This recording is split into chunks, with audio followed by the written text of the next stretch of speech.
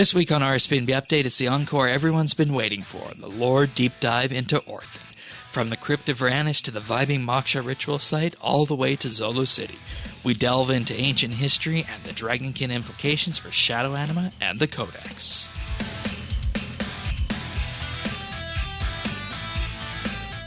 This is RSBANDB Update, episode 809, recorded Thursday, December 17th, 2020, the vibing Orthen Encore.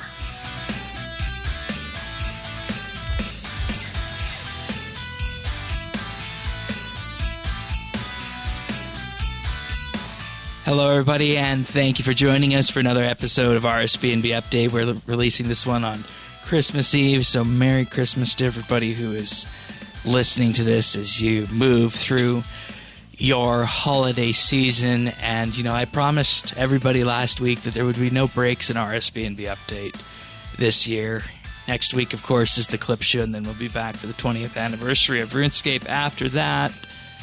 But, the year is not over yet. We still got one little stone left to overturn, or perhaps it's a big stone, given who is all involved with it on this front, and perhaps that means both in the in-game sense and the episode sense. Because joining us for this episode is our Lore Diggers panel. So Diana, welcome back. Hello, Merry Christmas, everyone. Sirion. Hey, Merry Christmas to all of you. And Tanis, as you are here each and every week. Hey, don't forget to set out those cookies and milk for Santa. Well, this aims to go out early on Christmas Eve, so, potentially if you're listening on day of, you still have time. If not, you're going to be reaping the benefits of that, or perhaps the drawbacks of getting a lump of coal in your stocking if you're one of those people who have been banned or been bad this year. But nonetheless, everybody around RSBANDB Update is good, and that's what we want to treat you guys to. Ever since everybody's so good, we want to treat you to our Encore in the Lore Diggers series. And we are here to talk about the Orthen dig site. We thought we'd have a good 5 dig sites to talk about, but archaeology was such a success that Orthen started development not long after the main skill launched, and lo and behold, here we are, wrapping up the year with, in much the same way we started the year with archaeology, and perfect ending to 2020 RuneScape-wise, and I couldn't think of a better way to cap out this year of RSBANDB Update. So thank you, everybody, for making this episode whenever we were awesome. doing the pre-release, what was it, back in March now? Yeah. I really did not expect it to go on until the end of December. This has turned into a much bigger piece of content than I was expecting it to be, which is excellent. It's been really, really great. But yeah, here we are at the end of the year, 9 months later, with the final site. And perfect ending to a perfect site. Yeah, exactly. And I think when it comes down to Orthen, this is lots of people really wanted this site because it, of course, uncovers the Dragonkin, a race that we really didn't know all that much about. And I remember my first run-in with the Dragonkin was when they torched Edville, which was after Welgathic Sleeps, or when did they torch Edville? Ritual of the Moksha? I don't know. I don't remember when that was. I think that was June. It was Ritual, right? At the end of it? Yeah. End of Ritual of the Moksha, Carapac appeared. Obviously spoilers for this episode, and it will be spoilers for various quests as well as the site itself. I'm just going to say that now, but I think you guys know that by now. Dragonkin appeared at the end of Ritual of the Moksha, and they killed Lucien for using the Stone of Jas. And I think after that, they kind of went on a rampage and torched Edgeville. Yeah. But before that, they lit you up in the beginning of the quest. Remember? Yeah. You're like, how many times do you have to go through that? If you guys want to follow along, you can find the full show notes at update.rsbnb.com. And, I think it's just time that we dive in and realize that, as I said, when Orthen launched, that the Orthen dig site seems to be the cherry on top to Anachronia. And we'll see if that proves right in the lore. So let us begin. How do you want to start us off here? So for this one, I'm going to do same kind of structure as previously. So I've got a bit of background notes about the Dragonkin. I'm going to do a quick recap of what we knew about them before we went into this site. And then going through it, there's a couple of mysteries, and there's one mystery and one bit of research that apply to the whole island. So I'm going to cover them first, and then it'll be the crypt, the observation outpost, the Moksha ritual site, and Xolo City. I'm not going to cover anything about Raksha, because I believe you guys have already done that. Yes, we have. But a lot of this stuff does tie into Raksha in the end, so please go listen to that episode if you want to listen to all the lovely dinosaur lore. Which Questscaping was on, and we had a blast of a time for that. Yeah, sounds like it was fun. Yes. So yeah, the Dragonkin, I think most of what we know about them in any detail comes from Desperate Times and Desperate Measures. Like before that, they were fairly shallow, in my opinion. They were just these kind of mysterious antagonists. We didn't really know where they came from. And they're most well known for being the guardians of the Stone of Jas, in that whenever the stone was used, they would come to kill the person who used it and calling them a false user. And I think that was kind of our first contact with them. Again, quests like Ritual of the Marjarat were quite a long time ago now, so memory's possibly a little bit hazy, but that's how I first came into contact with them. Yeah, I think that's a fair entry summary before we get into anything Age on this. Yeah, and the whole thing with Jas is that she cursed them to protect the stone, so whenever someone uses it, they feel this intense pain until the false user has been killed. That's their driver. So kind of unwilling participants in this, and we didn't really find out how they've been cursed or why until Desperate Times and Desperate Measures, when Karapak started to take a real centre stage role. So we knew about two of the factions. We knew about the Dactyl and the Necrocytes. And then during Endgame, Karapak made a really big move, and he used the Elder Mirror in the heart of Gielinor to destroy the Stone of Jas. And that's, I think, when we first realised, or when I first thought that Karapak's going to be a big part of the post-Endgame storyline, because that was his big moment. I know a lot of people have conflicting opinions about Endgame, but that was a bit of a standout moment. Yeah, and I think that was the main thing to take away from Endgame after resolving the Sliske Jester arc. Mm-hmm. It's like, who was going to be next? Who's going to be the next person we're going to be focusing on? It's going to be the Elder Gods, and it's going to be Karapak. Desperate Times, Karapak appears to potentially help us resolve the Elder God problem he wanted to use the needle to put the Elder Gods into a permanent sleep. That's what he told us. Then obviously we do Desperate Times. He pulls a switch on us. Turns out he just wanted to steal the needle and take it off to this mysterious place called Orthen. At that point, we didn't know anything about Orthen. This was May of last year. Yeah. And we knew nothing about Orthen. Then Anachronia dropped, and we had this wonderful island, or some people think it's wonderful. I know Syrian possibly disagree, with these ruins on them, Dragonkin ruins, all Dragonkin statues and iconography and that kind of stuff all listed around. And dinosaurs, obviously. So I'm just going through my notes here. It's important to also note that was pulled forward in time. I was just about to say what Karapak had used the needle to do was bring the island forward in time. So kind of after the city had been destroyed, but before the present day. So this kind of weird point where there weren't Dragonkin on there, but the dinosaurs hadn't yet gone extinct, which is why the island's a bit weird.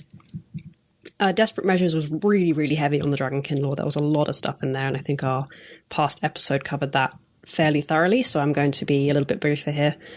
We discovered two more factions, the Nodon and the Augra.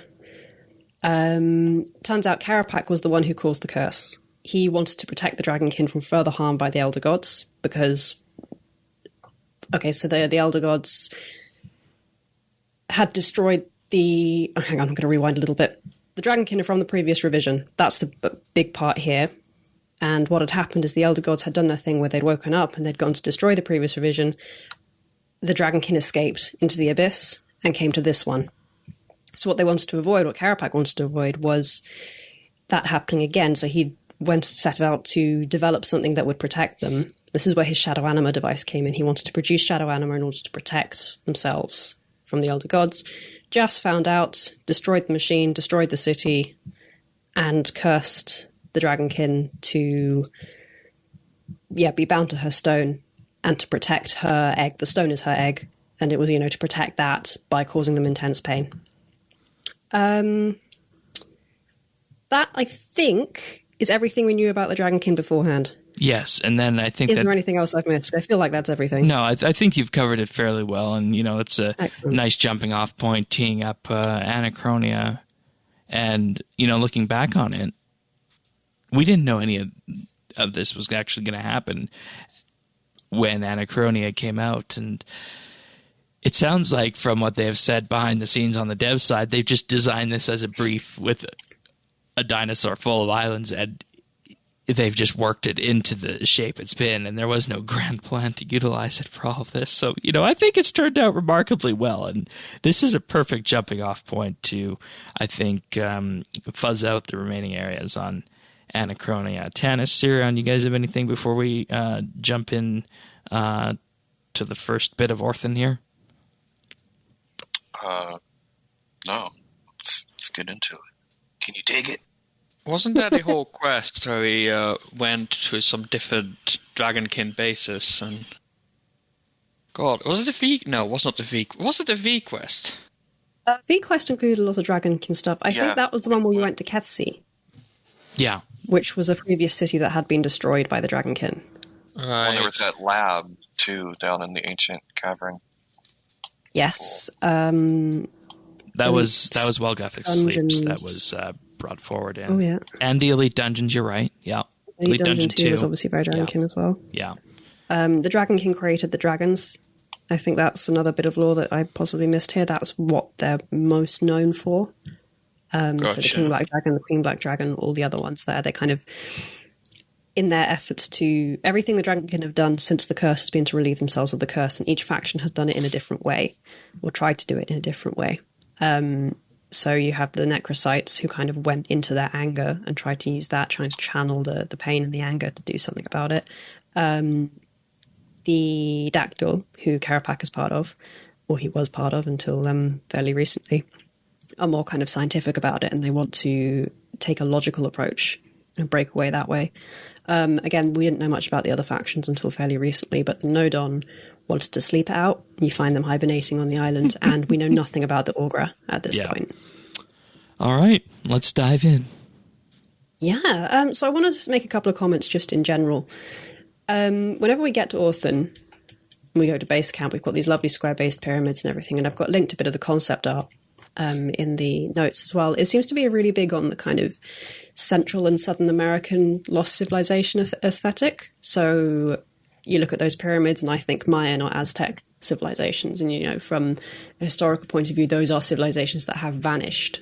Like, there have been a couple of Central American really great, grand, advanced civilizations that just vanished very quickly, and no one really knows why. So I think that thematically ties in. And it's wonderful that they're bringing that allegory forward, just like they've done with all the other sites out there.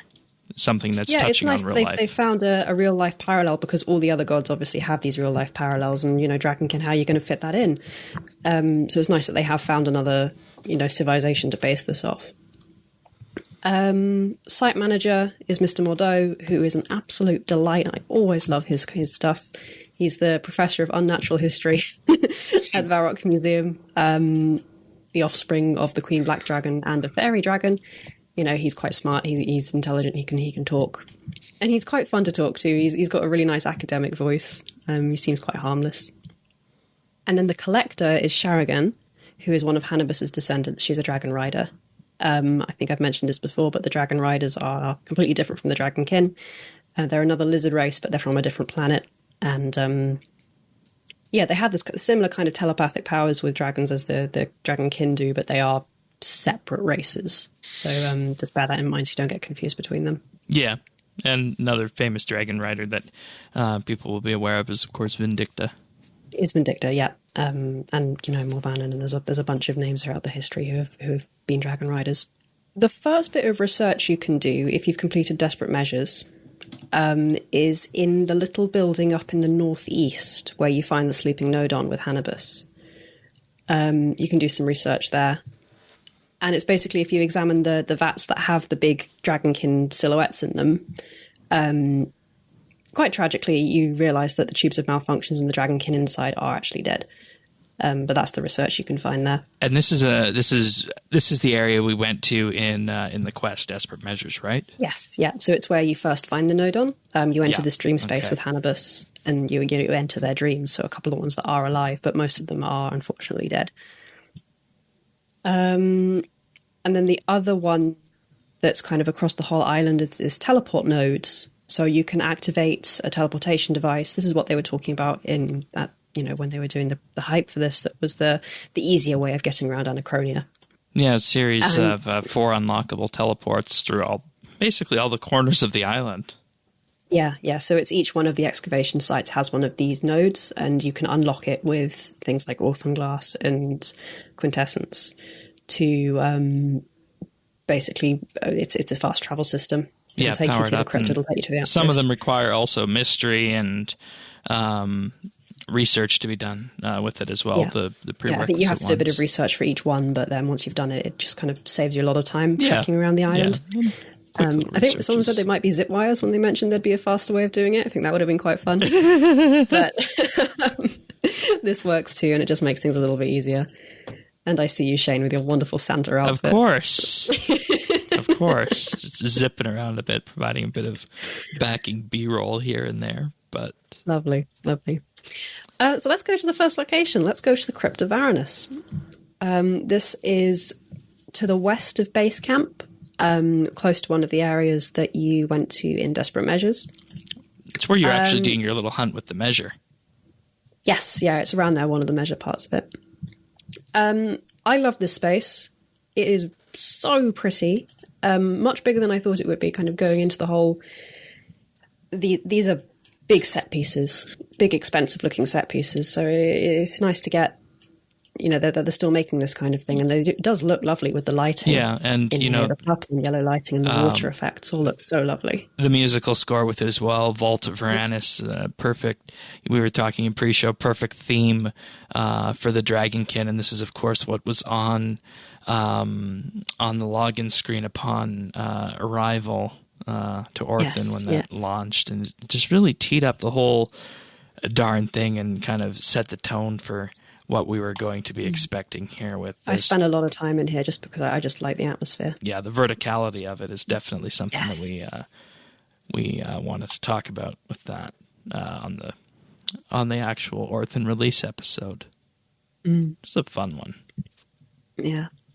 So there's one bit of research and one mystery in here, and the research is called Breath of Fire, where you examine the pyre in the middle of the room, because this is a funeral crypt. There's coffins, there's a pyre in the middle, obviously, and there are these great big statues at the top. So you find out that only Dragonkin of a certain level of reverence were interred in the coffins and the ossuaries. Most of them were cremated instead, and their remains left in urns, which makes sense for Dragonkin because they can spit fire. Fire is a part of their physiology, so cremation makes sense as a method of disposing of the dead. And then you've got these coffins around the outside for more important individuals. Yeah, and one of them belonged to Varanus, but I might be jumping ahead on that. Yeah, one of them is Varanus's coffin. So cryptozoology is the mystery you find here, and it's the record of Varanus, who turns into a very important character both in this site and for Raksha. So he's worth paying attention to. He's a Nodon hunter, who was one of the first Dragonkin to arrive on Gielinor when they were looking for a new world to colonize. They've been traveling through the abyss. They're trying to find a new home. Previous worlds haven't been balanced enough. They haven't quite been right for them. So they've kind of stayed for a bit and then moved on to avoid ravaging it. And then they find Gielinor, and Gielinor just feels right. It's another perfect world, and there's lots of anima here, and it just feels like a right place for them. So they decide to settle here. And what Varanus has to do is he's part of the vanguard to hunt and clear and cull any dangerous wildlife that might be there. So he's effectively tame the land. Yeah, so I think the phrasing he uses, relocating, taming, or culling. Yeah, the dinosaurs. So that's what he does as a hunter. And that's our first, that's our first preview into this whole thing. That if you're just looking at it from the outside, that the Dragonkin are not a one-dimensional race, or at least this faction isn't, and they're complicated and they have their own ethics and their own morals, so that it's not just completely to kill. Yeah, I think what you have to bear in mind is that the Dragonkin were the pinnacle race of the previous revision in the way that I think humanity is in this one. So they're a very advanced and very intelligent race of scientists and philosophers and poets, and they're not, before the curse, anyway, before Jas's curse reduced them to these pain-filled, angry, hateful creatures. They were a very advanced collection of creatures. And this is what this site kind of brings in. I think we've talked about it before with the different sites, that it takes our initial assumptions about various areas of the game and really turns them on their head. I think most of the sites have done that in quite a satisfying way, and this one's doing the exact same thing with the Dragonkin. This mystery also mentions Skika. I think Skika, who's an Augur. I agree with Skika as well. Skika? Sirion? That's not her real name. That's the name people have given her. Sirion, you want to give that one a go? I would say Skika as well. Skika? Okay, let's go with that. Let's go with that then. Feel free to correct me, anyone, if I've got that wrong. Who is one of the Augur. And I think I said earlier, we don't know anything about the Augur at this stage. This is the first one we've come across. An Augur mystic who's working with him to classify. She's coming along as the biologist, basically. She's classifying all the plants and animals that he finds. And she gets met. She's another very major character. So another one. It's kind of Varanus and Skika are the two main characters of this story. And these logs culminate in the discovery and capture of Raksha, who's this huge and apparently telepathic Rex, who's been, wreaking havoc on the island. And now we know isn't a normal dinosaur, but actually a shadow colossus. Or roided out Barney, as some people like to call it. We can't call it Barney. We can't call it Barney. All right. I object. Another thing about this one that I found interesting is that, we have the Varanosaurs both as a slayer creatures and a farming creature. And, this is, of course, named after Varanus. And he's quite clear in this that, it's named after the discovery that was done by family. And, Varanus really didn't want that to be what they were named. And he says that's what Skika named it. And he doesn't seek recognition.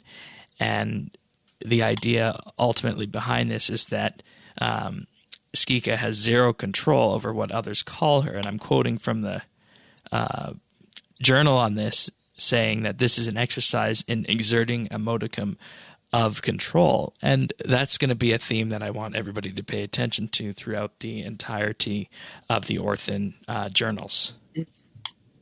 Yeah, because Skika's not her real name.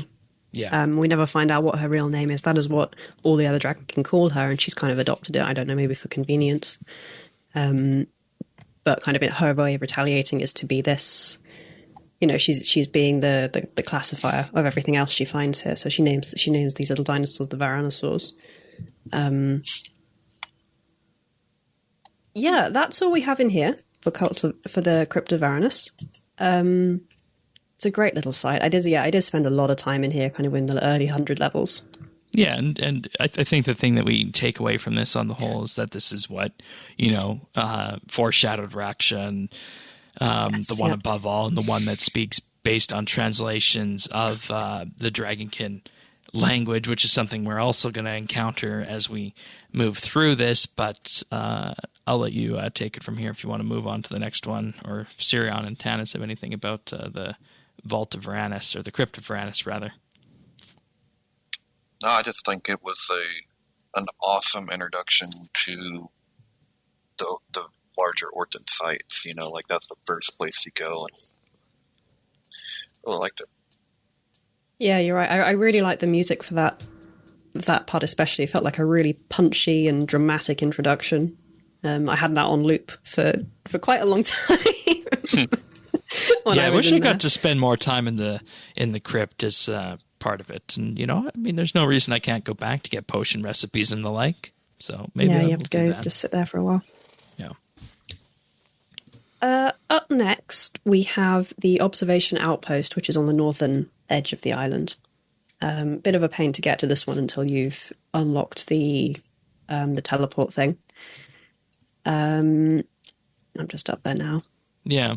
And, I think that this is where it kind of effectively levels up to the next phase. And this is the last Orthen dig site with a material card in it. And this is also the portion of the dig site where you're going to unlock this skilling offhand as well, which we've talked about before, but it's kind of just goes to show that there's going to be a bunch of Dragonkin devices in here, and this is even where you get the one for the flow state relic. So this is another very important area, if not for the lore, which we're going to dive into, but just in general for what it brings to archaeology.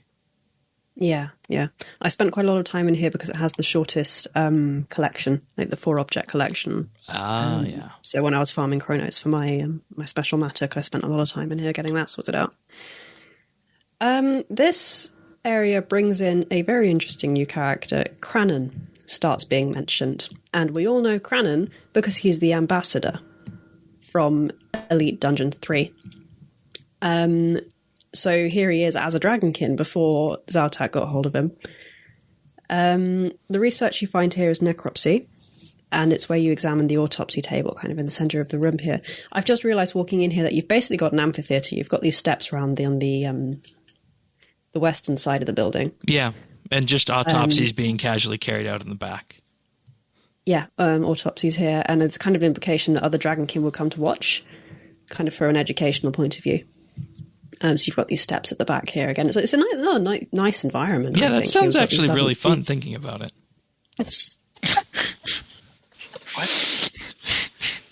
They did that in like the 19th century in Victorian England. They would, stage autopsies. Do you guys remember what happened last time we were on the podcast? That's when I suggested that we all go back to the 1820s. Oh no, we're not doing that. Oh dear. All right, carry on. There's quite cool lighting in here, and there's the display cases and stuff, and it's a nice little area. So you look at the autopsy table, and you initially think, oh, this looks quite ominous, but further investigation suggests that the Dragonkin were actually very conscientious and ethical before they were cursed. This place was a place of learning, not cruelty. So I think this is made quite clear in several areas that they weren't capturing animals and things and then killing them to dissect them. They were only doing autopsies and things that had died of natural causes. For science. For science, basically. Skika, I think, this was Skika's outpost, and you can kind of, I think she's very much a biologist in this sense, with a side hobby in astral projection or whatever we look at in the next, in the next side, but we'll get to that. You get the Death Watch mystery here, which is written by Cranon, who is I've been saying this at sites, but looking at the spelling, I think I've been saying that wrong. Syrtses. Is that sites? S-C... Science. Let me see if I can find it. I would say Surtees. Yeah, Surtees. That makes sense. Surtees. I'm going to say Surtees, and then anyone can laugh at me if I've got that wrong. Refers himself to us as a Surtees cleric, and then we learn that becomes the Necrosurtees later on, so it's the same faction. He was here to assist Skika at the outpost, and then other Dragonkin came here to learn about the local wildlife through these anatomical studies she was doing. We get a bit of a side of the Dragonkin that we've not seen before, as in he describes his relationship with Skika and her relationship with Varanus. Cranon writes poetry. His faction are known for their poetry and their artistic work. And after Varanus died, Skika was really upset. They weren't mates, but they were very, very close. And, there's kind of affection and these normal emotions that perhaps we didn't really attribute to Dragonkin previously. It's like, actually, oh yeah, they did have them. It was just the curse. It was Jas's curse that did this to them and kind of robbed them of this intelligence and this subtlety and there's that we're now seeing. And there's that aspect of control again, where if you exert control on something, you are effectively removing one aspect of it to the point where casual observers, without diving deep into it, won't see what's actually there. Yeah. We also find out that Skika's up to something. She divined new elements here, so they had elemental control in their previous revision. They had the 4 base elements, but Skika found out about mind runes, body runes, cosmic and astral energy. So she's got laying the foundations for modern runic magic. But then she appears to be up to something, and she's sneaking off and doing things without Crannon's knowledge. And he doesn't really know what it is, and we never get to find out what he thinks because the final entry is written post-curse. Okay, that was messed up. That was going to be my question in terms of what exactly, if we had any theories on about what that would be. And does this mean that effectively the Dragonkin are responsible for mind energy, body energy, cosmic energy, and astral energy? Because, they say she divined new elements. I don't think they're responsible for them.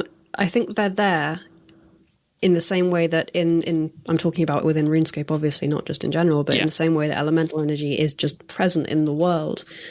And Skika seems to be someone who can tap into it. Okay.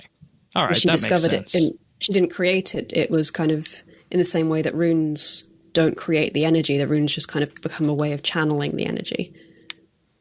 I think that's how I interpret it. Yeah, yeah. And, thinking about it, this could be an out for the end of this Dragonkin storyline. You think? When it comes to the Abyss, yeah. Oh, yeah, the Abyss.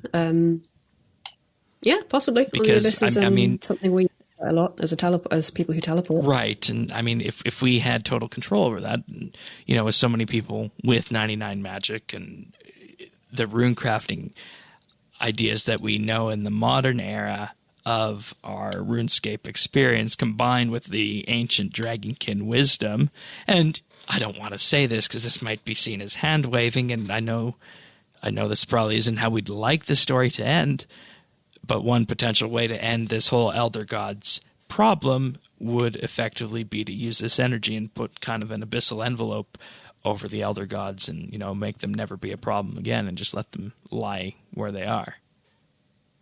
That could be doing it, banishing them to the Abyss. Yeah. But it depends what the Abyss is. Is the Abyss part of the Elder Gods' realm? Because they create everything. Right. So, and yeah. And I mean, the Dragonkin, of course, have experience from this being from the previous revision as well. So yeah, they went into the Abyss and they hid in the Abyss between revisions. Yeah. Kind of while they were looking for a new world, that was where they went. Yeah. I think that's everything in the Outpost. Yeah, I don't think there's much. Sorry, there's one more. There's Know Thy Measure, which you can find after you've, after you find, I think, the second entry in Deathwatch, where Crannon talks about his poetry. Right. You can unlock the pylon, which is what we've seen in Desperate Measures. We kind of know how these work from the pylons, and do a puzzle to find a recording device. And you look into the recording device, and you find it's Skika's recording device, and she can find some more information on that, and you need that to unlock the next site, because the next site is where we find out what Skika's been working on and why is she being so sneaky. Yeah, what is her secret thing? And some of the words from that pylon are actually in the Next of Kin journal page.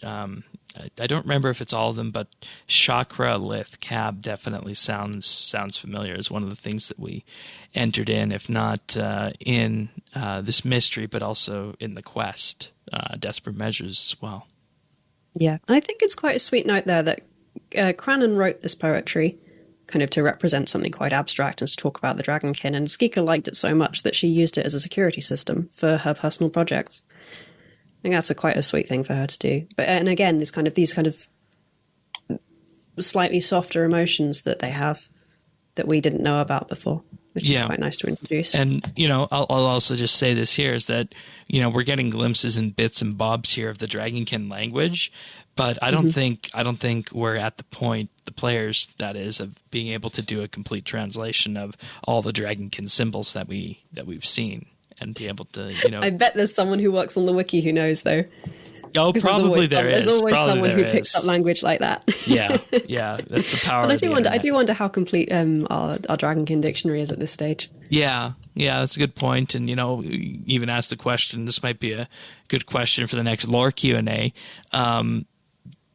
do the folks at Jagex have a complete Dragonkin dictionary? They Or might do. You complete never know. alphabet? Yeah. So Yeah. anything from you, Tannis or Sirion, before we move on to Moksha?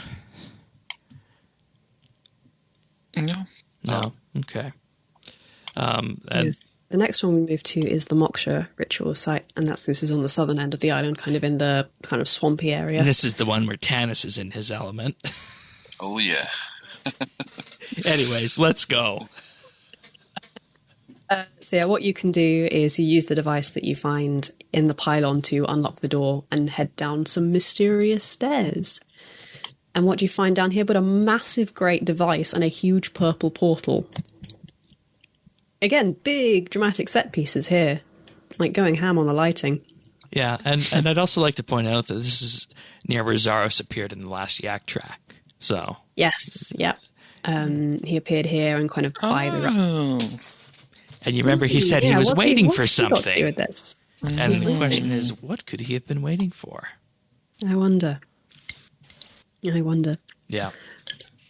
So the research for this part is Mind Your Head, where you have a look at the strange... I like the names for these research bits, they're quite funny. Where you have a look at the device, and studies suggest this device could separate a person's mind from their body, assuming it ever worked. So this is what Skika's up to. Some of the entries in the mysteries you find here seem to be a little bit out of order to me, so I've had to rearrange them slightly to get the kind of coherent storyline here. Yes, I noticed that as well. Yeah, so kind of the first entry in Free Your Mind is also the last one, which to me didn't make a lot of sense, but we'll just roll with it. So yeah, well, you finally get to hear from Skika herself at this stage, and she says she's talking about what she's up to here. It turns out the Augur have this sort of mind projection ability. They can kind of influence other Dragonkin and other creatures by, they call it projecting their consciousness. But in their time in the Abyss, they seem to have noticed this is intensified somewhat. And what she's doing here with this device is building something to intensify it and try to push what they can do. Can they, in the end, the goal is to actually transfer consciousness into another body. And there's never really been an explanation for why the Aura can do this or how. It just seems to be something they can do. I'm sorry. What? What are you giggling at? I just remember going back and, completing one of the... We lost Shane. I just remember completing the mystery. Swap the professor and the salamander. Oh, yeah, that's fragmented memories. We'll get to that one in a second. Basically, yeah, the Augur have been down here having this wild back-in party and getting high and getting drunk and doing whatever down here as a way of expanding their consciousness, in inverted commas. What they do discover is that they can throw their consciousness into lizards, so they can control the dinosaurs. They start with the salamanders, and Skika wants to expand on this, and eventually she calls it jumping into, so they were jumping into dinosaurs, which seems like a really silly idea to me, but there we go. Guess they took a page out of the book from Super Mario Odyssey, where you can just throw your head at something and become that thing. That's one way of doing it, isn't it? And when they're not doing that, and just to... I realize we're jumping around here. I'm talking about the Moksha page right now. Yeah, these pages are a bit out of order, so I do have to jump around a bit here. Sorry about that. They said, we just lounge, talk, smoke, chant, carouse, and fornicate, all in a bid to expand our consciousnesses. So that's a great time. Like you do. It's basically one really messy frat party, but there we go. But again, the side of the Dragonkin we haven't seen before. They're getting off their tits and having a wonderful time. There's pipes and cushions and rugs. And there's pillows. like shisha pipes down here. There's all sorts. The last part of this mystery is again written post-curse, and what Skika tries to do is use the Moksha device to throw her consciousness into Raksha. And this is where I think the real core of the story starts to kick in. Yep. This site in general, kind of go a bit wider here for a second, is quite different to the other ones in that previous sites begin with a question. They begin with, what happened to Azunadra's ally? Or, what is the Warforge? Like, what is this place? Or, you know, things like that are fairly specific. And then you explain, how do we turn down the Everlight? And then it kind of broadens throughout the middle of the site and then narrows again towards the end in terms of, you know, a plot structure. What we do in this one is slightly different, that we open very broadly with just what can we find out about the Dragonkin, because we don't know enough about them to have a specific question. Then by this point, the question's starting to narrow down to what is Raksha. So a slightly different structure. I think it works quite well, especially when we do get to Raksha in the boss battle that has since been released. But I just want to point that out, that this site's story structure is a little bit different to the other ones. So yeah, Skika attempts to throw her consciousness into a massive shadow colossus. Let's see how well that goes. What can go wrong? What could possibly go wrong? Fragmented memories is the second mystery you find in here. You basically try to turn on the Moksha device, and what you do is you use one of the singing bowls to kind of hypnotize a salamander that you find on the island. Put the salamander in the device, and then one of the archaeology professors gets involved, and you basically swap the archaeology professor with the salamander. And it's like, oops, this actually does work. Slightly comedic, but kind of demonstrating that the device does work, so Skika must have been a bit successful somehow. Yeah, it just wasn't able to, you know, last for more than a few seconds with Raksha. I wonder if this device will come back in a future quest. I wonder what Zaros wants with it. Because there's this massive purple pool underneath it. It's like, is that a portal? Is that a... I don't know what that is. I don't know. Purple, Zaros. Who knows, just right? Purple. Yeah. And, you know... the reason Skika wanted to throw her consciousness into Raksha is because she was trying to escape the pain in her body. So she thought if she put herself in a different body, she would escape the curse. I think it also says in this one that the Augra, their way of escaping the curse is they went back to the Abyss. They left Gillinor, which is why we haven't seen them since. Yeah, that makes sense. Yeah. Two comments on this. You know, after that mystery, you can have Professor Salander, and he makes popping noises, and you know, you basically got this person who's just a shell of a human that's, you know, has It's got a salamander brain in him. Salamander brain.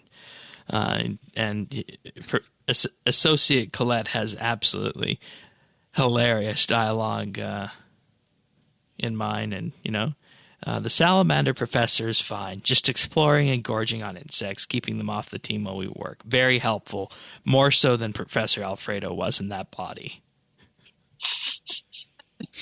And the actual professor, oh, it's a cutie, a little salamander face full of expression. You can almost see Alfredo's mannerisms in him, but he's just too cute to take seriously. Honestly, I've never liked him more. Poor professor. Poor professor. Oh, it's amazing. And the second one is, what if this machine would be used to kind of inhibit the consciousness of an elder god, or do you think it would not be capable of that? Depends if an elder god has a consciousness in a way that we're thinking. That's a good point. That might not actually be the case. We've seen it in Endgame, and we saw it especially in Desperate Measures. These are not people in the sense that we're used to. They are these great big implacable aliens that we just cannot comprehend. So maybe it might work, or maybe they don't have a consciousness in the way that we might think of them. Yeah, or would, so who knows? You know, just not have much of a effect at all.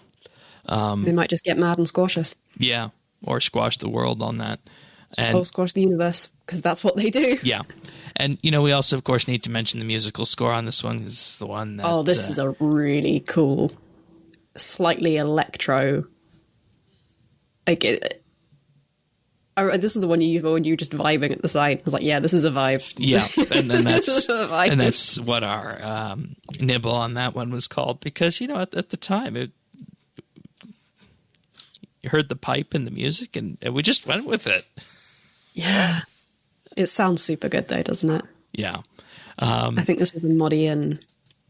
And one of the amazing things about this is that each and every score from the 4 different areas of Orthen is completely different in terms of the theme that it exuded. And this one, just completely stood out on its own. And I think, I might be reading too much into this, but I think that kind of tells how impactful that this one specific area is, the ritual site. Yeah, and I think it kind of fits with the Augur as well, because they are very different to the others in terms they're quite psychic. And this is what I was saying about Skika's astral projection, like throwing their consciousnesses around and doing very strange things. Yeah, and there's more Dragonkin writing on the actual device too that we weren't able to decipher. Yeah, I wonder if anyone's translated that. I don't know. I think we do have enough characters to kind of take a guess some of the at characters are obscured by the excavation sites. There was also a neat little rune energy balancing puzzle in, I believe it was the second one, Fragmented Memories. Yeah, I quite like that. It was quite. It was a nice puzzle. Yeah, balance the rune energy out, and that was the various phases to reactivate the device. You needed to do it 3 times, and I don't know, perhaps we're reading too much into the elements on that, but it makes sense that, some of the Dragonkin were previously talking about all the various elements that they used, and then we have the extra ones from the previous site of cosmic, astral, body, and mind on here as well. So, fun little puzzle, and then the device is activated. Yeah. I don't think I have anything else to say about Moksha. Is there anything else? Do you want to move on to Xolo? I'm happy to move on to Xolo. I do again, this is another area I enjoy. It's a bit of a WoW one for me. Yeah. But then most of the sites were quite WoW for me. Like this, again, is a little bit different to some of the other sites where they're, something like Everlight is very expansive, and then Warforged, there's 2 main areas. And this one is 4, to me, big set pieces that are all kind of a bit of a WoW moment for each of them, which was really nice, I thought. It kind of really built the anticipation for the next one. I was like, oh, these sites have been looking really good. What's the next one going to look like? And all that stuff. Yeah. And I've just realised I've left the thing when the teleport node is actually underground. So bear with me a second. Yeah. And, the next one, speaking of Xolo City, this is, of course, where the Raksha fight is.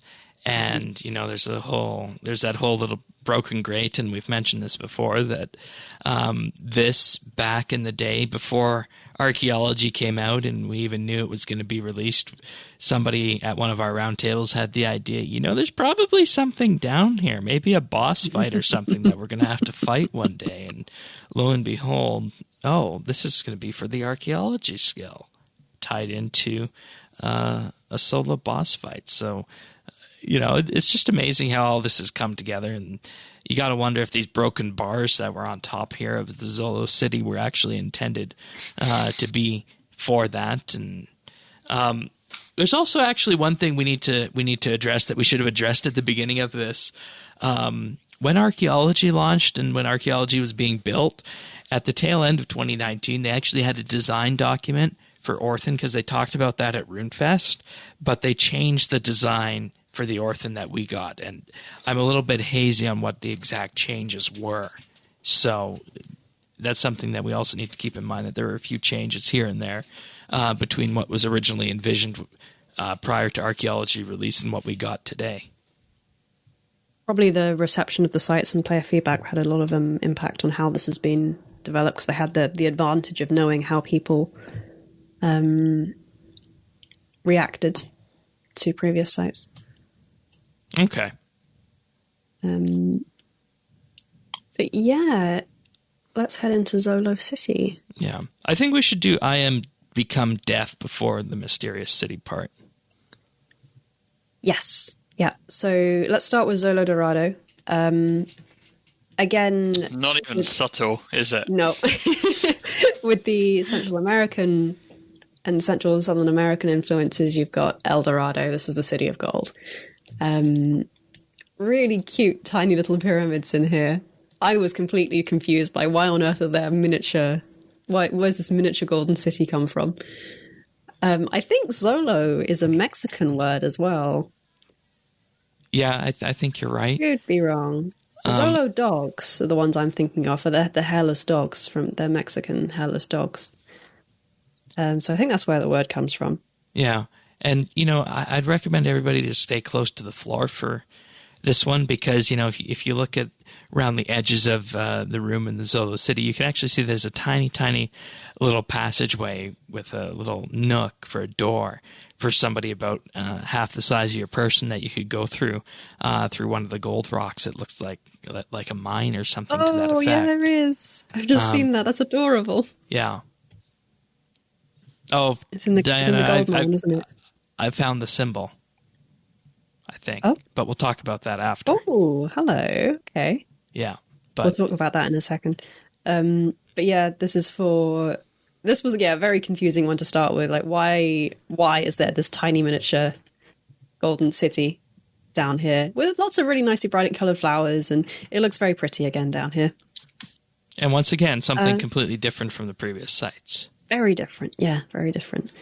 The research here says that the model city built of gold within the ruins of Orthen is as mysterious as mysteries come. Archaeologists have been reporting tools going missing and think they keep hearing hushed whispering, but none of this is yet substantiated. So if you have a wander around here and you head up to the southwestern part, you can also find a dragon metal chain that's moving. So there's a little mystery. This is a little hint. Anticipate that's Raksha. It's a hint at Raksha. Okay. Is it moving? But again, if you examine it. Oh, okay. It's moving.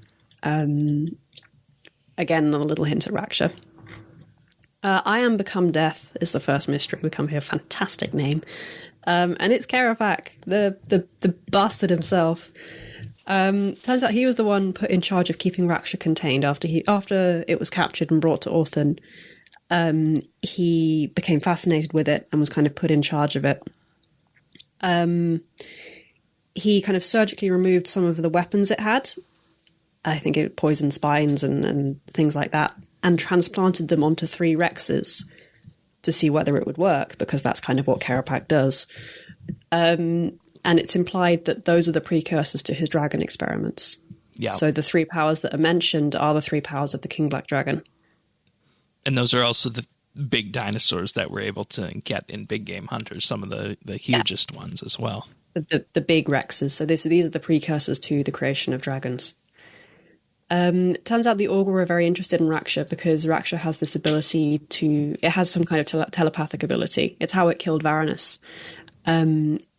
After it was captured, it kind of distracted him with this mental vision of how it wanted to kill him. And then while he was a bit bewildered by that, it did actually kill him. So again, it's this sort of telepathic ability that some lizard races appear to have. Yeah. So the Augur have been coming down here and trying to tap into that just because they're interested in it. It's like they were doing it. The sense that I got when they were going in and they were trying to, effectively feed off of the energy Raksha was emitting is that, they weren't doing it necessarily for science. They just enjoyed the way it felt that they could, have somebody push those kind of thoughts into their mind. Yeah. And it really underscores how powerful Raksha is, and ultimately how powerful the Codex is back at the Archaeology Guild, because we know from the Raksha release that's exactly what transformed him, or transformed it, from a standard Rex to what we have today. Yeah, which is basically a god, a beast god. The animal demigod, as they say. Yeah. Karapak obviously disapproves, because Karapak disapproves of everything. But he also tries this thought projection thing, which kind of implies that it's not just an Augur ability, because Karapak's not one of the Augur. But I'm not entirely sure about that. He says he discovers how Raksha came to be what it is. He says, "Here is a repeating image I see now, a circle flanked by 2 triangles, which I believe to be the origin of this dinosaur's mutations." For I believe it was not always like this, and wasn't one time just a Rex like any other. And Shane and I have been really annoyed by this all day because we can't find out what that symbol means. Yeah, and I mean, here in the dig site, you have half of it. Earlier saying, why is that symbol? What is this? Right? I mean, here in the dig site, we have half of it. We have a triangle with a circle on top of it. And, you know, based on that, there should be another circle. Quite a few areas, actually, around here. Yeah. Now, I don't particularly know where the other one is. I feel like I've seen it before, but I honestly, for the life of me, cannot place it.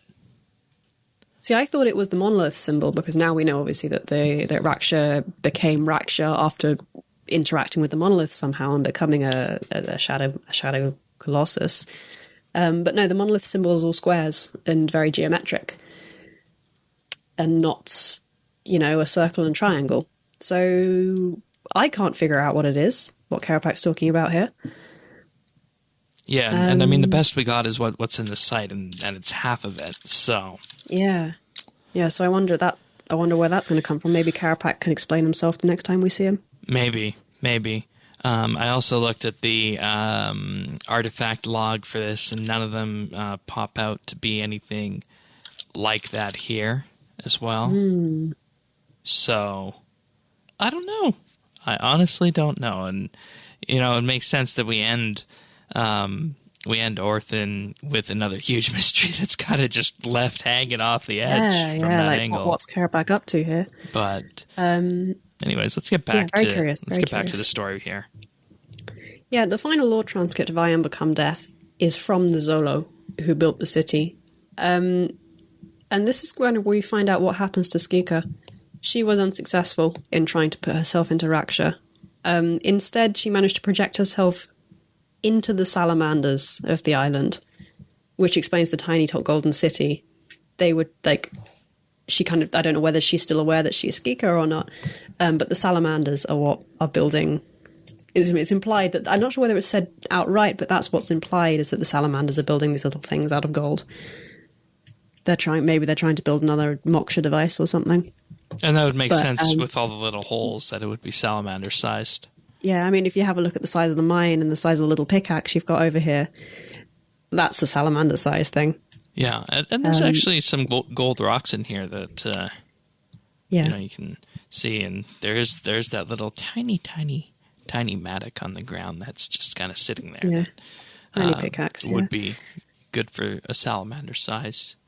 On this. And the reason she's using gold, although the salamanders are using gold at this stage, is they say it's highly conductive and holds enchantment, which is kind of accurate, actually. But that's why gold's important. It's what the Moksha device is made of. So it's important to her work in throwing consciousnesses around. But I wonder how much of Skika's actually left, and how much of it is just salamanders working with gold and building something and not really getting much further than that. I mean, it could be a distributed consciousness. That's what I think it is. It's kind of like a hive mind almost. Yeah. But I wonder how much of her is left, like how intelligent is it, and how much of it has just been scattered. And yet again, that's probably another question that won't be answered, because it seems like we're kind of touching on an auxiliary point here. Maybe. Yeah. Unless I don't know if we'll ever solve that mystery. I think it's a little bit sad that she failed in this. But the alternative, I suppose, would be to be trapped in Raksha, and I wouldn't want that. No, either. So, no. A little bit difficult there. The final mystery is Mysterious City. Actually, I just want to ask one thing about I Am Become Death before we move on. You know, there's just these series of words in the last page. One voice. I mean, I guess I don't particularly know what we're talking about. Perhaps this is the lizard hive mind speaking, because it ends with authors unknown, and it starts by saying, every word hard, debate over each. We Skika, also not. Device malfunction. Move near Raksha. We build city. Orthen. Lizard city. Much gold needed. Will become one voice. But for now, we are Xolo. And I think, if anything, that just reiterates the hive mind, right? Mm-hmm. Yeah. It seems to be kind of, it's we, so she's been scattered into multiple creatures. I don't think it's ever said that it's actually the salamanders, but that's the assumption I'm making because the salamanders are mentioned in the previous lore drop from the Moksha device, like that they are specifically mentioned. But I could be wrong. Yeah. It just, I don't know what else it could be. And, you know, going back in 2004, they promised an entire area and city with lizard people. 2004? Really? Yeah. And they said this, that, you know, when they were talking about the development of Orthen, they said, you know, we kind of leaned on these things that we said would, back in the day, we wanted to do like lizard people. And I guess this is the sense that they were leaning into on that. So I just wanted to highlight that. Also, have you seen the faces here? The golden faces on the Xolo buildings? Hang on, I'm going to come over and have a look. Like the little... Yeah, the little faces. That's got to be something, right? Faces. Yeah, I think that's on the hard hats as well. Yeah. Because you find adorable little pickaxes and hard hats down here. I don't particularly know what that means, but that symbol's still bothering me. Sirion, Tanis, any ideas? Have you seen a circle with 2 triangles on either side of it? Anywhere? No, it does not ring a bell, I'm afraid. I think we need to find Carapac and go, oi, yeah. What are you on about? Shake it out of him. Yeah, because he's going to be off sulking somewhere. The last one. The last mystery is Mysterious City. It's kind of a 2-parter. So the first half of it is actually getting access to the city. Yeah. So you find a lingam stone with Skaker's, because these are kind of devices used to store memories that are mentioned earlier in the whole site. You present that at the door, and it recognizes you as Skaker and lets you in. And this is how you find the Xolo City. The second part is you uncover a couple of artifacts and place them on the temple pyramid and the Xolo building that you find here at the back of the room. And a mysterious shadowy power flies into you. More shadow into the player. More lovely shadow stuff, which is a bit concerning after the revelations of Desperate Measures, where it turns out that we've got a corrupted soul and we're all full of shadow anima and all those lovely things that Gothics did to us. And keep in mind, of course, that this shadow anima is helping us because it's the whole reason we were able to enter the Raksha lair. Yes. Because Lanakea wasn't able to. No, she can't do that. If you then go to the monolith, this shadowy power enters the monolith and lets you charge it up more. Okay, so it's definitely shadow anima then. It's definitely shadow anima of some kind. I think after finding out about Raksha and how Raksha became Raksha, it's a little bit concerning, but it's not really expanded upon. And it kind of adds to the mystery of what Zaros is doing. We know Zaros raised the monolith. He's really invested in this whole skill for some reason, and it's something to do with shadow anima, I think. So, that's kind of where we leave it. That is where we leave it. Bit of a cliffhanger, bit of a, uh-oh, what have we done? And then, this basically leads straight into Raksha and that boss fight, because I think, obviously, you must have talked about the lore about it before. Yeah, that's where you find Varanus. You find out that Carapac and Varanus have been involved in this. Go and listen to that episode if you want to continue the story, because it's all in there. And, the interesting part about this is that this is the archaeology skill that started off at Curadet. We do 5 dig sites. We come back for an Encore. We do Orthen. Expands content out to level 120 in the skill, because this last mystery we're talking about, you can't complete it until you're level 120. 117 if you pot up, of course. And it does a number of things for the skill. First and foremost, it,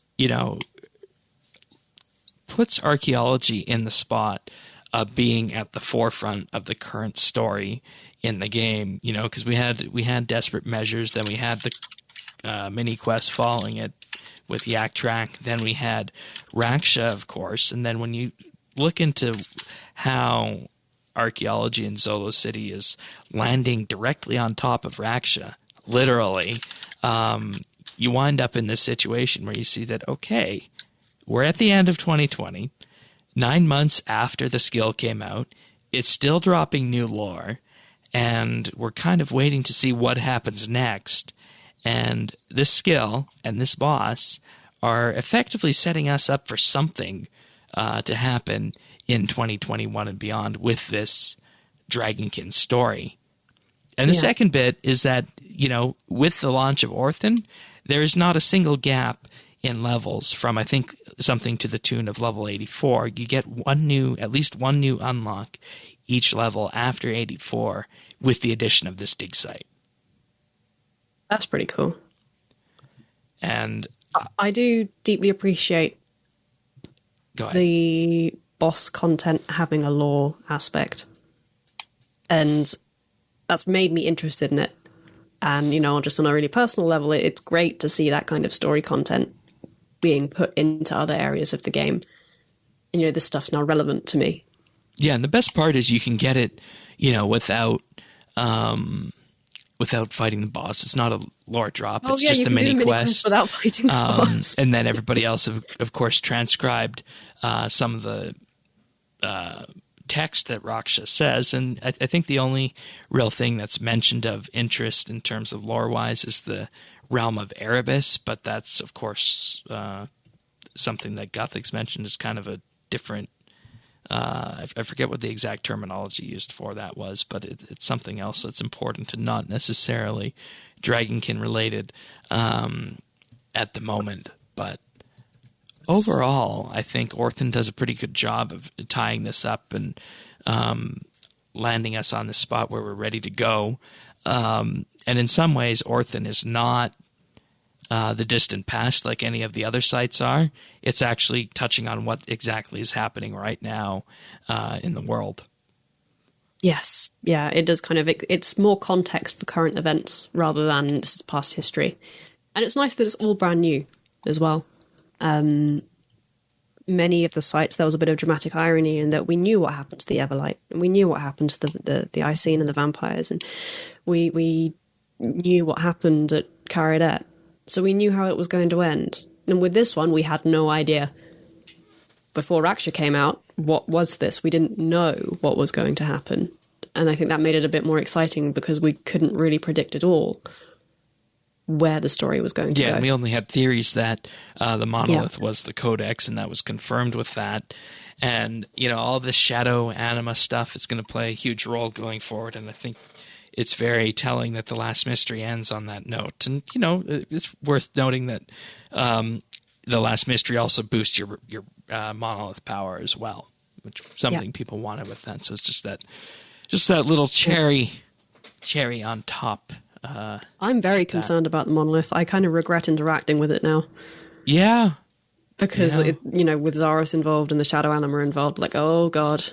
Yeah, and it adds new ideas to what exactly the Inquisition was about as well. The Inquisitors, and what have we got ourselves into? What's going to come and bite us in the arse next year?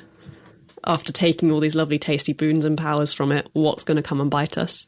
Yeah, and there's no writing on the wall in Orthen, is there, to contribute I don't think so, no. the Inquisition? So, and I'm guessing that's because canonically, Orthen wasn't literally uncovered until our player started interacting with it in the current age, and Anachronia brought it forward. Yeah.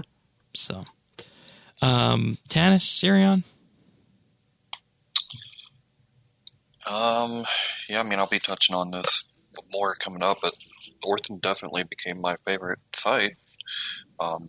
Pretty much as soon as it dropped, but then it was really solidified with the ritual site, and I love and hate it. I love it, and if the material weren't so expensive, I'd still be there, but I finally had to say goodbye. But it's just got such a great story, and it's my favorite, without doubt. Awesome. Sirion? Yeah, I still need to go through most of the content myself, but it all seems interesting, and I was sort of waiting for that last bit. So when is Shadow Anima going to come in? But apparently there's a bit of a drop for that right at the end. Mm-hmm. So it does end on a bit of a bombshell. If we hadn't done Desperate Measures, it would be a big mystery, but I think we can recognize it as Shadow Anima and feel nervous about it because of that.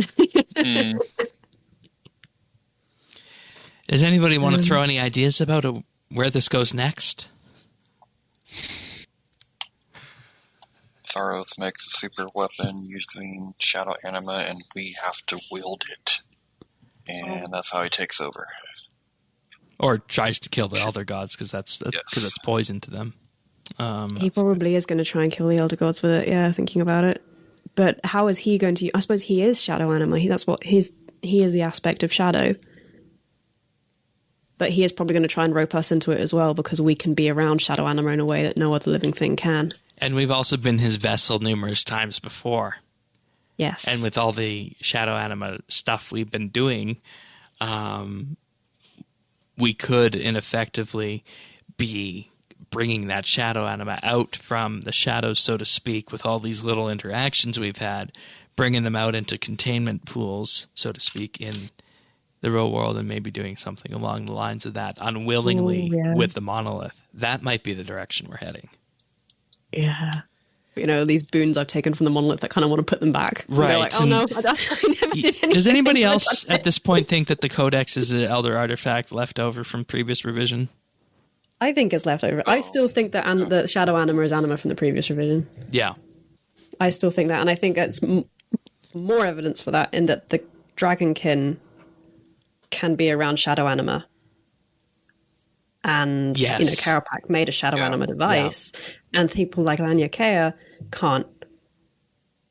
So things born in this revision can't be around shadow anima, but things born in the last revision can. To me, that suggests it's from the previous revision. And that's why the Dragonkin are, of course, so interested in it, because that's where they're from. Yeah. So I think that lends weight to the theory I have. Again, we haven't really had any answers yet, but I'm sticking with it for now. All right. Well, that is Orthen. I love this site. I thought it was such a great addition, and you know, I hit it at about, I think I was 103 when it started. Whenever it launched. Okay, so you had a fairly bit of a natural start. progression on that. I think it was around 107 or so. Currently, it made the whole 99 plus grind so much easier because it was really interesting. Yeah. And I wanted to explore it, and I wanted to get, you know, there's several million at a time. I XP at a time. I really wanted to get through it, which is lovely. And, you know, again, for every site, the visuals and the music and the atmosphere have all just been fantastic cherries on the top of a fun skill. So, yeah, this was a great site to work through. And, you know, looking back on this entire adventure, starting off with Caridette and ending with Orthen, I think it just encapsulates such a perfect skill design that we've had with this.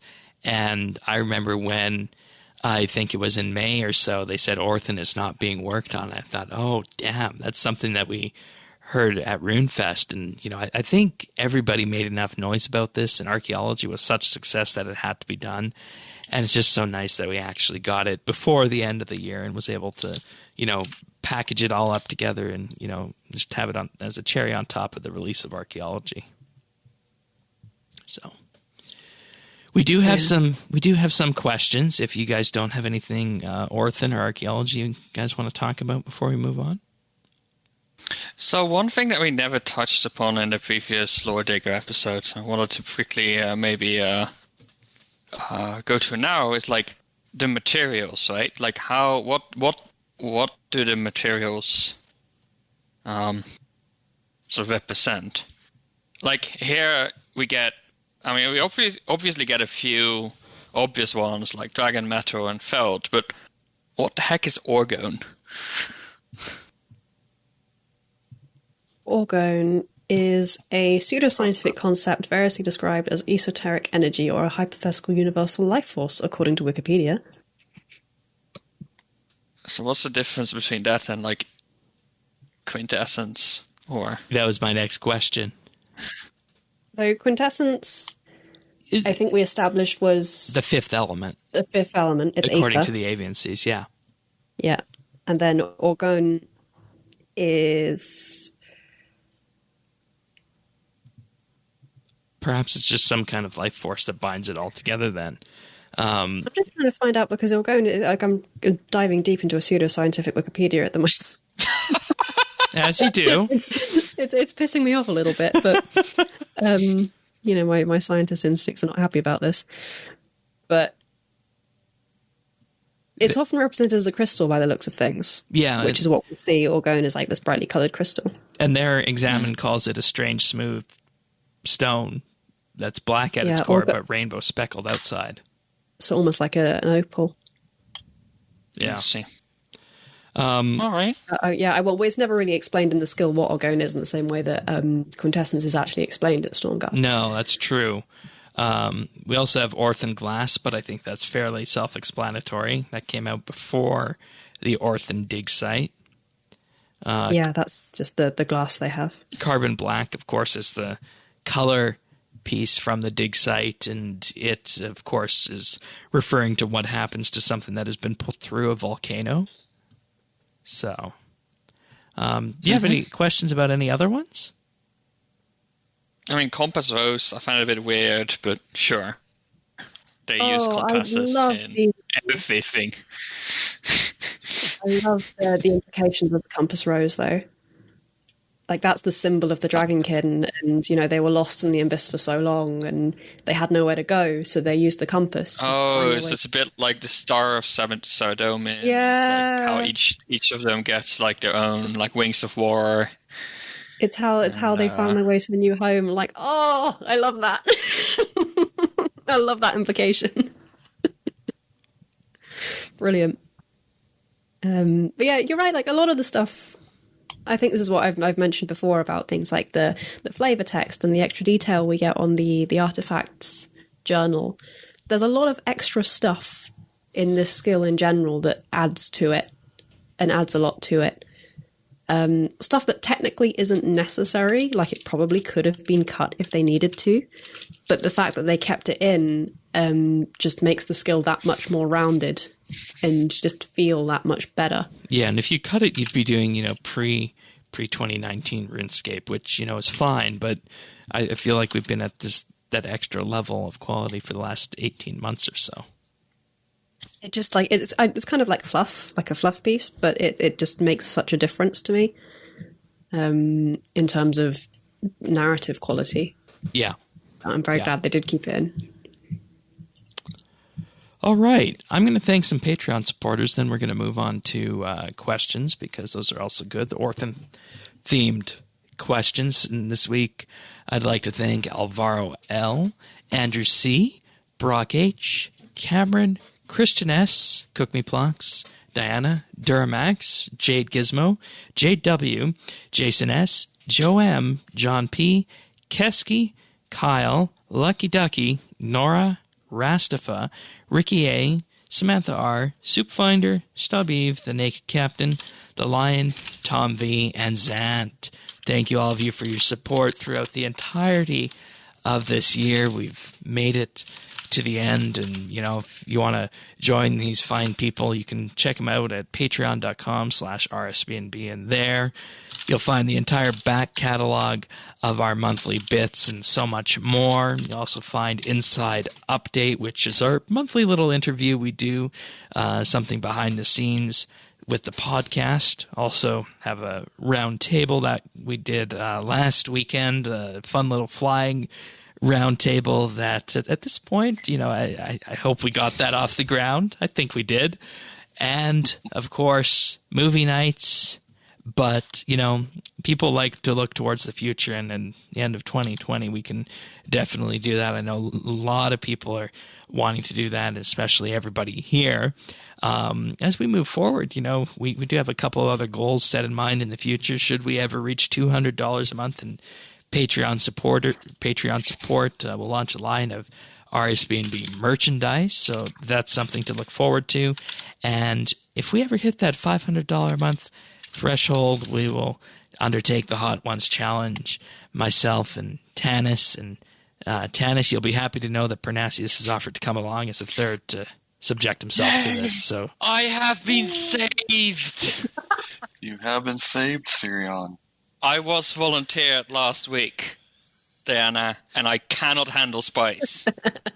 So I have been saved Coward! a lot of pain.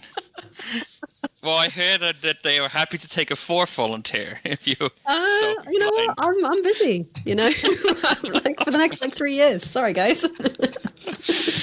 Yeah, well, Wish I could. If this sounds amusing to you, check us out at patreon.com/RSBNB. And, of course, you've helped fund the cost of hosting and production of RSBANDB Update for as little as $1 a month. For $3 a month, you'll get a special VIP rank on Discord and access to high-quality stereo versions of the podcast. And for $5 a month, you get access to the clips for the clip show that we use each and every week. And, you know, that's coming out next week, the clip show. But, you know, moving on into January, it's going to be another 52 weeks before we undertake the clip show. So, you know, good time to sign up for that tier starting in January. But hopefully everybody will enjoy the clip show that we got on the way. Tanis and I are about to sit down and record that a little bit later after we finish this Orthen episode. We're taping ahead for the Christmas break, of course. But once again, all of this and more can be found at patreon.com/RSBNB. Thanks so much, everyone. Thanks, guys. All right. Questions. We got a question from Pop here from Clan Quest. So if we, the player, can kill a Colossus, god-level power deity without, or animal deity, as Jagex call it, without a religious following, without the use of a Staff of Armadil or some other elder artifact, what tier of godhood is the player?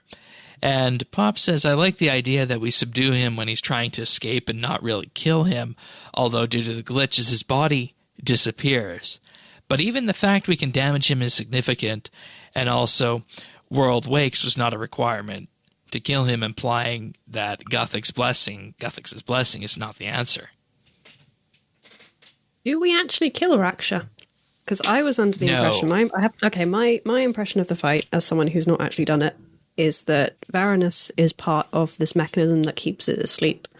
And what we have to do is subdue it enough that Varanus can put it back to sleep. So we're not killing it. That's exactly it. And I think that's why Pop put the part of the question in. Should we even be able to damage it? Yes, because it's established that Colossi gods aren't immortal in RuneScape. They can be killed. It's just that the Elder Artifact speeds it up then, I bet. Yeah. And I suppose I'm just trying to think of because Brandos killed the gods to ascend. Yeah, he did. I can't remember if he used an Elder Artifact. I don't think he did, and you know, maybe it's not that well laid out about how he did it back then. Yeah, it's kind of part of his mythos, but I don't think it's actually ever said in an unbiased way how he did it. Armadil used the Staff of Armadil to kill whatever he killed to ascend, but he's never talked about it, so we don't know what happened with him. Just what other... Guthix killed Skargaroth using his sword, which is an Elder Artifact, I think. Yeah. Possibly. And then obviously Tusker was punched in the face by Virago. Which, I mean... Tusker was the last Colossus that we killed. Yeah, and... or Virago killed. And Virago himself is very powerful with that, so I think Virago's not a god, he's an anima knight. Yeah. But again, very powerful. He's got that anima power within him, and if I remember the lore behind it, that's how he was able to do it, using that anima power. So I wonder if it's something similar for us. It could very well be, and, you know, I forget what tier the player godhood was, and was that ever... do we count as a god? Do we? Because we have touched the Stone of Jazz, but it didn't stick to it. Like, the power didn't stick to us because of Guthix's blessing. And we have the measure, and we played with the needle, yeah. and Zaros put a little something in us. I mean, everyone's always putting a little something in us. Like... It's all that together, right? We're just American badass, right? And we're all jacked up on homemade moonshine. Yeah.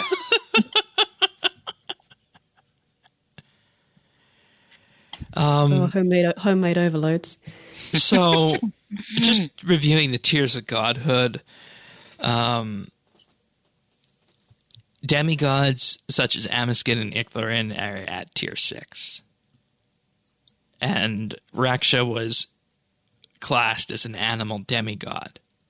So I would tier as Ichlarin. Put him around tier 6 then.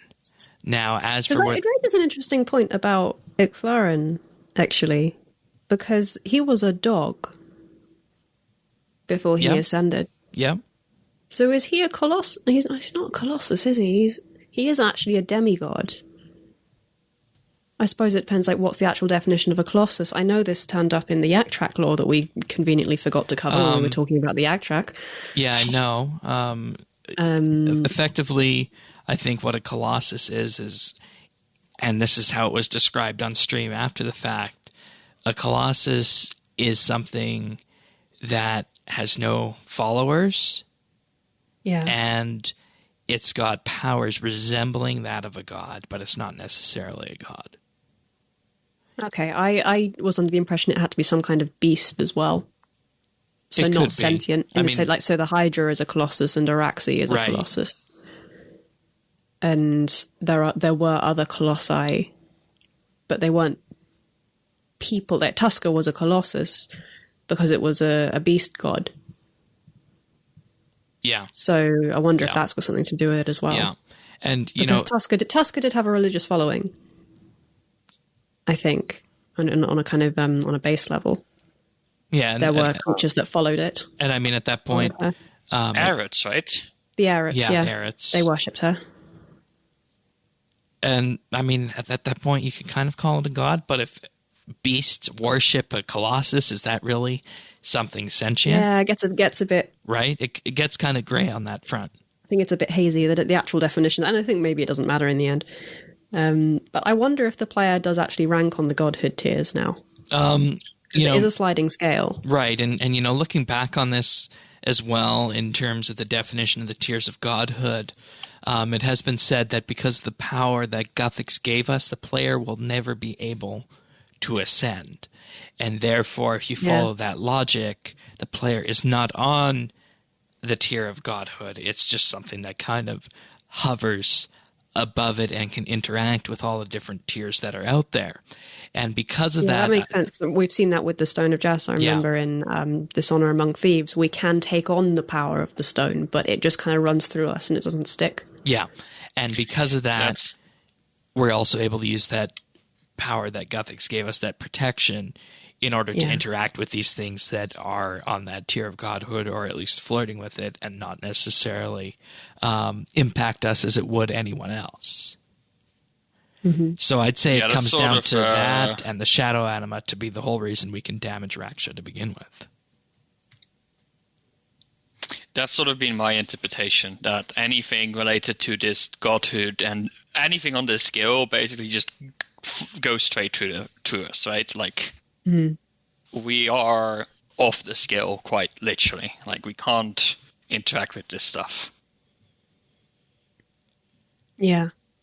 It's an interesting question, though, and I do like discussing this kind of stuff because there's lots of interesting definitions and all sorts of concepts around here that are fun to discuss. And I'm a little bit annoyed with myself that I forgot about the Colossus lore when we were doing the Yak Track stuff. I remember that recording went on until about midnight. Yeah. And I woke up at 6:30 the next morning like, shit, we forgot! If it makes you feel better, we kind of came back to the lore, the Yak Track lore. The following week, we didn't actually touch on a bit, we didn't touch on the books because I didn't have those at the time. But I think when we were wrapping up one episode, we did give a brief summary of that. So as long as someone's talked about them at some point, that's all right. We did give a brief summary at some point. It's on the record. So good. Interesting question for that one. Yeah, I think that's a good answer on that. And when it comes down to it, at the end of the day. Looking at tier 7 of godhood, and you ask yourself if the player is more powerful or if Raksha is more powerful, and if he had a following and was perhaps sentient. And, that's an interesting question. Is Raksha sentient? I don't know. Tier 7 avatars and aspects include Het, Apemekin, Krondis, the Scarabaeus, the Avatar of Creation, the Avatar of Destruction, and the Avatar of Amasket. So that's all the desert gods, isn't it? Yeah. Where did the Majorat fall on that scale? They're not mentioned anywhere that I can see in terms of they the are list. they are divine creatures, and I have read or heard somewhere that they are on par with demigods, I think. That'd be tier 6, Amasket and Icthlarin. So Demigods. maybe 6 or 7. Yeah. And then all Zamorak did when he ascended was basically jump up the rungs. Yeah, and, tier 5, Zamorak was this at one point. Those are the inexperienced gods, as they say, and these are the people like Brassica Prime and Marimbo. No matter how much people would like Brassica Prime to be the grand plan behind all things. Yeah, but shouldn't he be a Colossus? He's not sentient, right? He speaks, though, so he's sentient. It's a speaking cabbage. Brassica is a tier above the Elder Gods.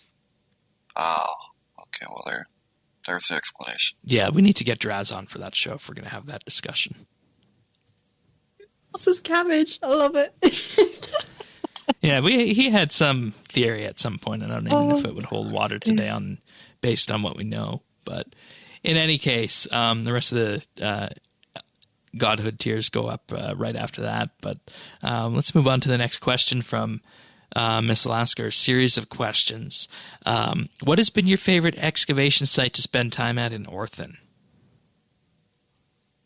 Ooh, for me, that would be the Varanus Crypt, because the atmosphere was so good and the music was so great. Yeah, that was my favorite one in there. But they were all good. They were all very good. Yeah, I think I'm going to have to go with the Crypt of Varanus. If we're talking about which ones had the easiest artifacts and the most useful artifacts to restore, the second one, I think, because that one also had the material card, and that's where you got the flow state relic too, which I have been enjoying, the observation outpost. But definitely the Crypt of Varanus for its atmosphere and the verticality to it. I actually tried to take the free cam down in the Crypt of Varanus, and you can't actually go below the level of that main platform to, see what it looks like underneath. You can't do that. I think that's just a limitation of the camera. Well, my favorite's definitely the ritual site. I just really liked it. And you like your pipe? I like the artifacts. I do like how it's set up, though. And it's got the material caches, which are nice for the minute that you actually get something out of it. The 10 minutes you wait for it to restock, but it's just really easy to make sure you're hitting all of your sprite focuses. It's easier to bounce around down there at the circle. And I like the thought that Dragonkin are down there trying to expand their consciousness. Definitely a euphemism. Definitely a euphemism. and we swapped lizard brains down there. Yeah. And you, Syrian. There's a whole lot of swapping down there, it sounds like. I have to go with the Crypt of Varanus as well. Almost out of necessity. I haven't really seen the other two sites. I'm a bit of a noob, archaeology noob, on the Orthen skill, but it is quite nice. I like the music there. So, all right. What lore addition from the Orthen Mysteries did you appreciate the most? I really loved the development of the Dragonkin. It's not a specific lore addition, but just the general rounding out of their race's characters and introducing them as real people rather than just an angry antagonist. And this is something I forgot to say earlier. This site has really changed my attitude towards the Elder God problem. Previously my approach was going to be we have to resolve this while somehow maintaining this natural cycle of life and death, because that's the natural way of things. But after seeing what Jas has done to the Dragonkin, and what they were and what she did to them, I'm like, oh dear, we can't What let if this we're happen next? again. What if we're next? How many races has she done this to? And she won't care because she's not a person. She's not going to think this is a bad thing to do. When we're little playthings to them. How many advanced civilizations and how many advanced races has she destroyed? And it's like, oh, get down here. I'll break you apart myself. This is not fair. This isn't fair at all. So interesting to see how that's going to go forward. But yeah, that was something I really enjoyed experiencing. All right. How about you, Tanis? I think my favorite mystery is all the ones that unlock the teleports, because I think without them, Orthen fails. I don't think anyone goes through the trouble of all these sites without those teleports. Yeah, and doing agility, right? Mm-hmm. And it's also, of course, all of the different sites and teleports bring you to various key aspects that are useful for everything else on Anachronia as well. So, the first one, mining area, the Moksha ritual site, hunter area, Xolo City, of course, Slayer and Raksha, and then the final one that I'm forgetting the name of right now, more Dinosaur Slayer up north. So, that's fair. Sirion? Yeah, difficult question, especially since most of the lore I only found out today. Yeah, no, I like the I want to say humanizing aspect of them, but like just fleshing them out and giving them failures, like them just having the little party at the virtual site and all that stuff, like there's all these aspects that are showing that there's more beyond the angry paint creatures. So I quite like that. And once again, that's just an exposition of showing how that, like I said, whoever exerts control over somebody, as is the case of happened with the Dragonkin control exerted by Jazz, it's that control exertion that colors the history that we see and the perspective that we're told. And it's not until you dig deeper that you're able to actually figure out what the hell's actually going on. Yeah, that was the tagline for archaeology. I think. Yeah, did we ever figure that out? No, sorry. Carry on. We'll address that after.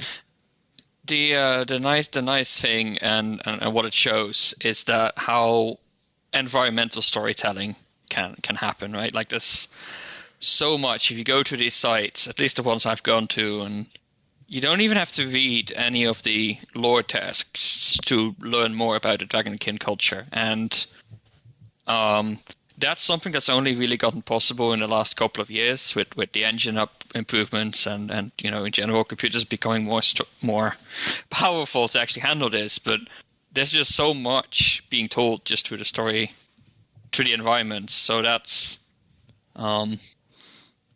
that's I think why we all feel so impressed with these environments, because they tell a story by themselves. Yeah, this whole skill's been a kind of masterclass in environmental storytelling to me. Yeah. In terms of, like you say, you don't have to engage in any of the actual lore content to still get a good story out of it, and to have a story told to you while you're skilling. And that's something I really appreciate, and I appreciate the effort that's gone into that, because it's very difficult to do, to develop consistent stories without actually telling the story. That's a very difficult trick to pull off. Yeah, and springboarding off of that, all of this storytelling, my favorite lore addition from Orthen is that it served as the cherry on top for the archaeology skill launch of 2020. And, that's a very simple answer in that respect. And if I had to point it down to one specific mystery or one specific area that did that, that would, of course, be the Xolo City and what we were just talking about, that little burst of shadow that flows back into you, and then when you go back to the monolith, it flows back into the monolith, and you're like, okay, we started this off, digging through the dust in the desert, and then we moved off to the Everlight area, and Warforge, and the Infernal Source, and now, of course, we're on Anachronia, excavating something that is present-day Gielinor, and this is just the cherry on top that, makes archaeology such a wonderful skill. So it comes down to, if I had to pinpoint it, the tail-end mystery on that, but as a whole, it was just that the entire site was that cherry on top in terms of additions, and that's what I appreciate most about Orthen.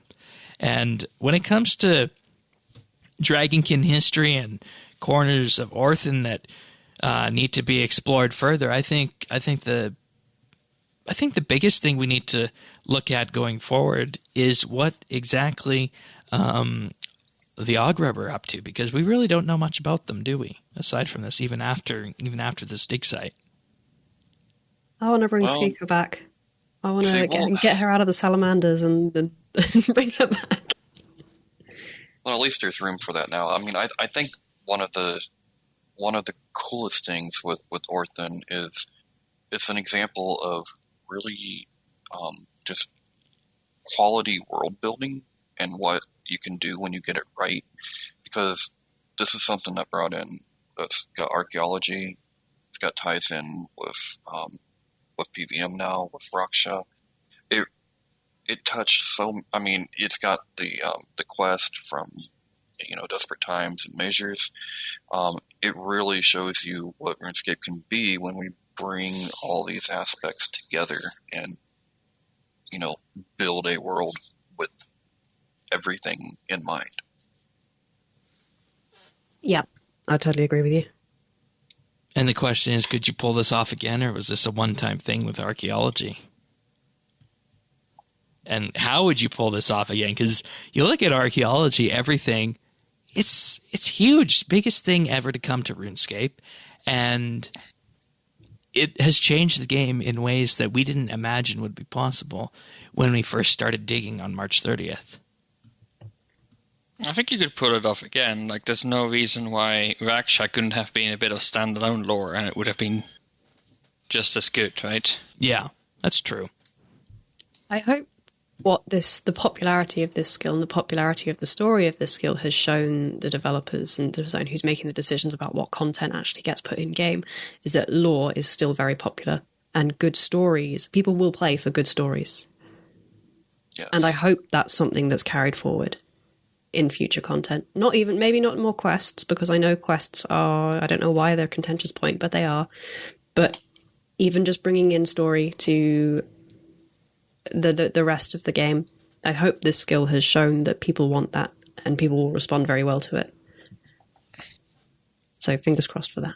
Yeah, and I think that's a perfect way to look at it, that this brought lore to the wider RuneScape community, and some people are people have loved it. People have gone absolutely ape shit for it. They have. And people can ignore it if they want, but you are experienced to it. That is the bulk of what you do in archaeology, and whether or not you actually read the journals, that's up to you, but it's right there for the reading and so accessible to get into just by leveling the skill. So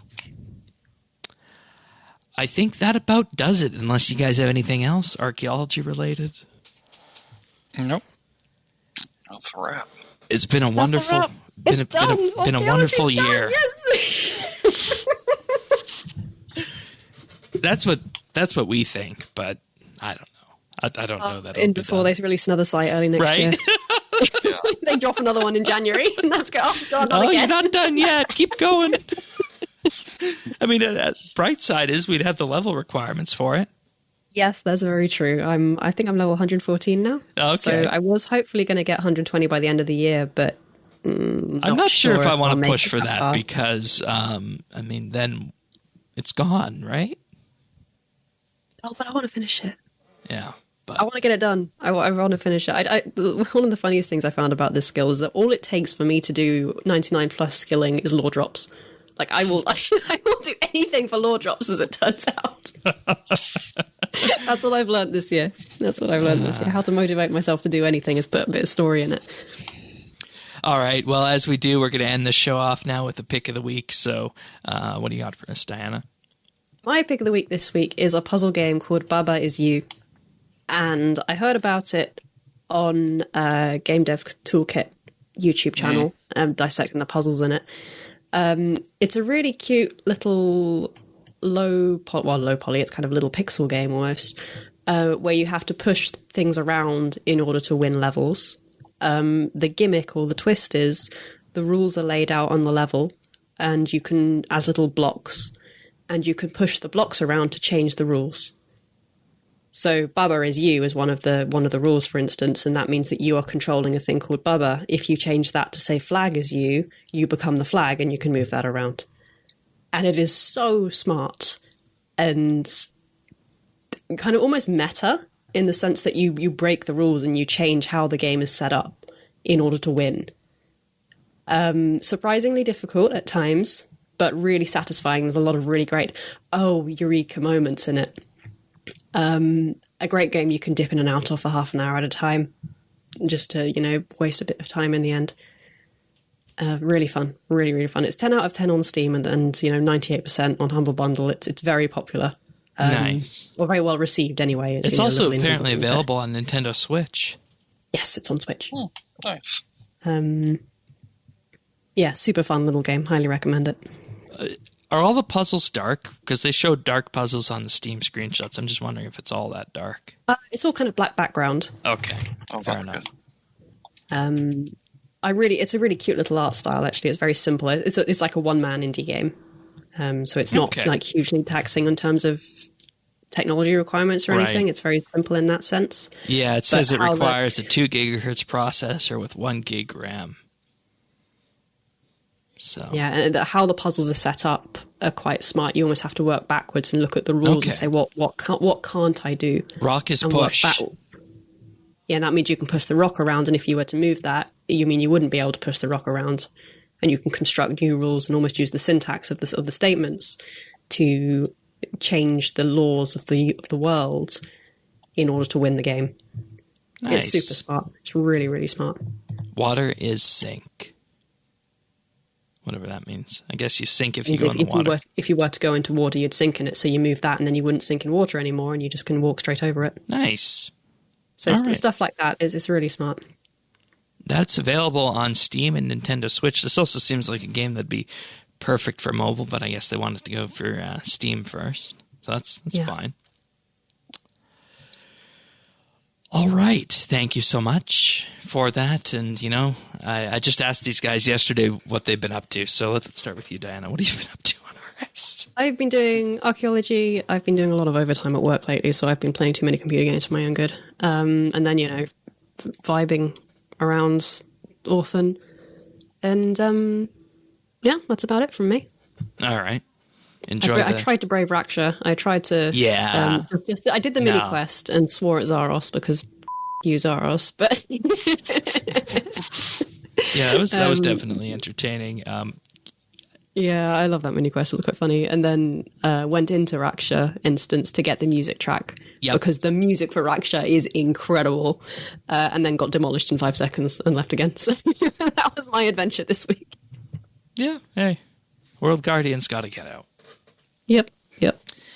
Sirion and Tanis? Same as we recorded yesterday. Which was a week ago from everybody else's perspective, low key. Throw in some div now, and other than that, I guess I've just been doing some Jedi Fallen Order. So anybody that's a Star Wars fan, if you haven't played that game, give that a...